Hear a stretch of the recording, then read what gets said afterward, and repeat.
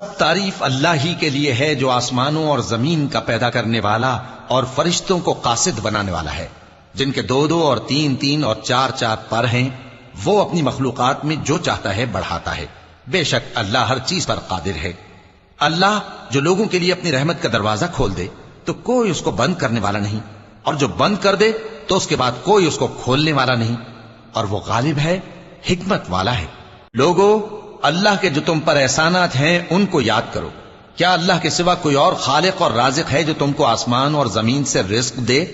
اس کے سوا کوئی معبود نہیں، پس تم کیسے الٹائے جاتے ہو؟ اور اے پیغمبر، اگر یہ لوگ تم کو جھٹلائیں تو تم سے پہلے بھی پیغمبر جھٹلائے گئے ہیں، اور سب کام اللہ ہی کی طرف لوٹائے جائیں گے۔